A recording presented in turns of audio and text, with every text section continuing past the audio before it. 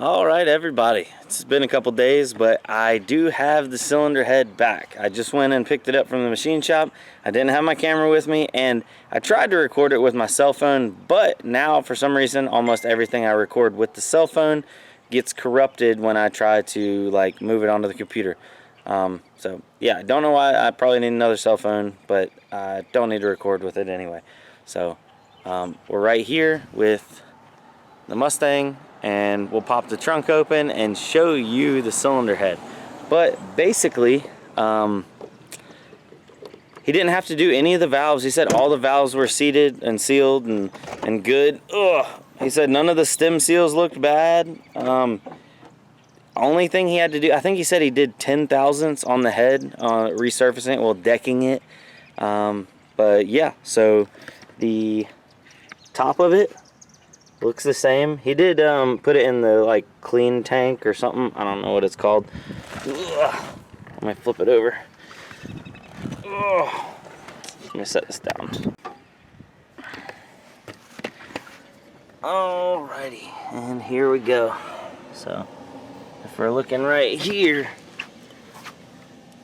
oh yeah, nice and flat. Got a good finish, and believe it or not, those old crusty valves are all seating and not leaking at all. So I just need to go pick up the head gasket, and I'm waiting on the studs. I ended up going with ARP studs. There was a couple people that messaged me and said, you know, oh, don't do head bolts, don't do head bolts, don't reuse your stock ones, it's not gonna work. Well, I have done that in the past on a car and got lucky and it did work, but I'm not doing that on this one because I believe they already stretched out to begin with. So ARP head studs, and the gasket is yet to be known. It's an OEM replacement, but I don't actually think it's a Honda gasket. So I'll show you that when it comes in. Alright guys, well, you saw the cylinder head, and now I was just going to do a little bit of an update on the budget. A couple people are asking how much I've spent so far, and other than like fluids, I'm not going to count fluids because that's just going to be a little too in-depth. But basically hard parts, anything that's like getting changed or replaced on the motor, is pretty much on this list.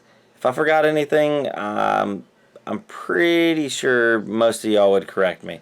So I think this is about everything. I just added to it from last time. But just recently, let's see here. Here's see the Integra budget.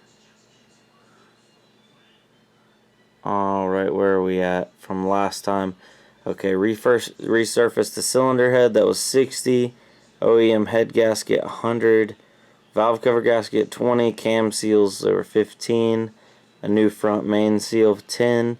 And a set of ARP head studs, 140. I'm still waiting on the head gasket and the ARP head studs, so I can't put the head on yet. Alright, I picked up the cam seals and the front main seal when I went by Advance the other day, but totaling everything up, including the car, we come to, and the last time I did this we were at like 18, or I think it was 1700, but we are at 2150, so right at $2,200 into the car. Not include, you know, fluids, so not include the oil or coolant or anything like that. Just the actual like parts that have been replaced or been put on the car.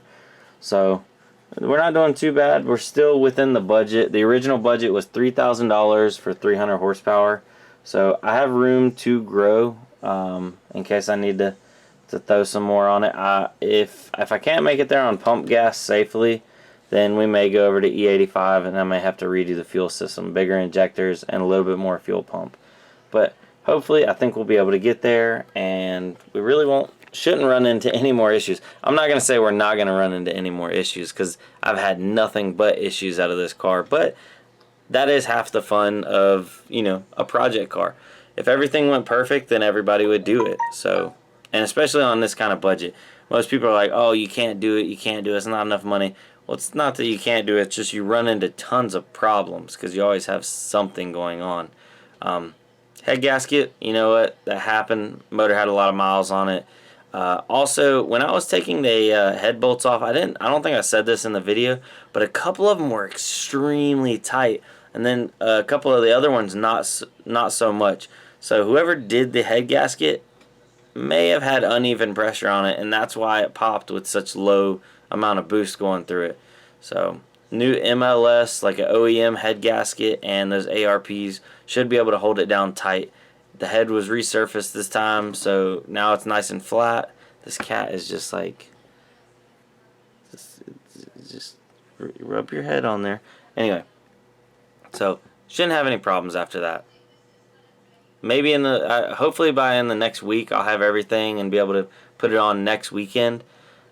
But I don't know. I'm kind of I bought my ARP head studs off eBay because that seemed like the best deal. So I'm kind of at the mercy of the shipping on there, which it says estimated next Friday. Well, the Friday coming up. So it is what it is.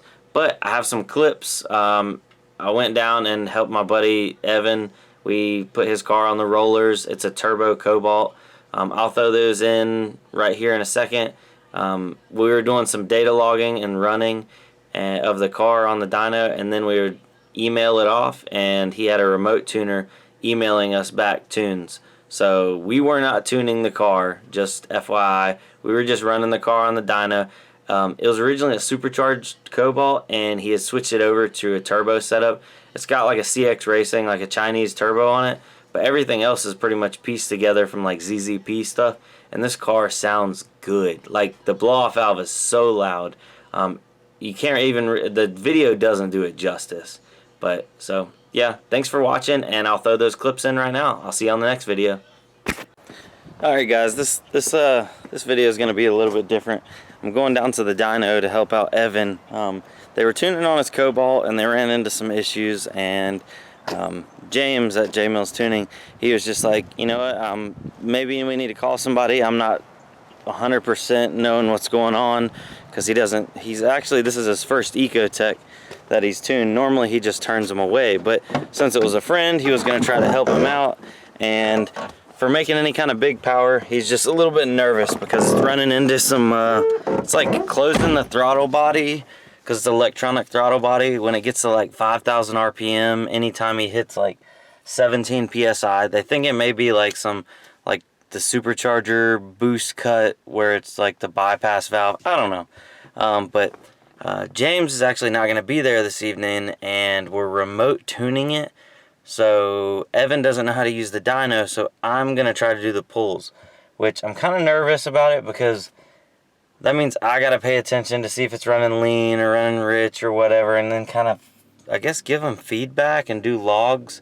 But I just really don't want anything to happen to his car. And I know in the first couple of tunes, James had already got the car running decent, but this new remote tuner sent over a base map, and it's like way off. So I don't know. We'll just see how it goes, and I'm going to record it and go from there. So this is Brandon, and I'll be back.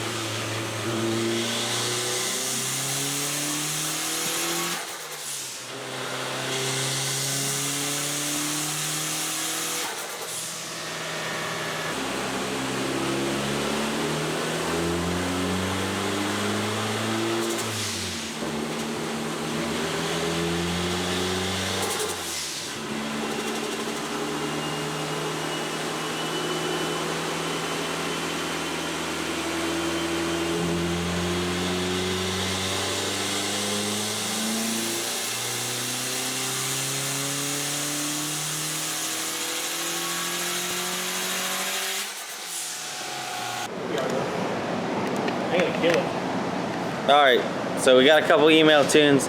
The Cobalt's making a little bit more power. It just did 324 at 6,300 RPM. And how much torque was that? 303. 303 torque. So 324. it's making decent power. We just want to make sure it's safe. And if anything, he wants to dial it back a little bit and we'll be good. It needs a little bit of part throttle. And I can't drive the car. So that's why it's jerking around. But it should be good after that, so hopefully. Let's see if I can get, I don't know if I can see it on the camera. It's boost frequency. 324 and 303.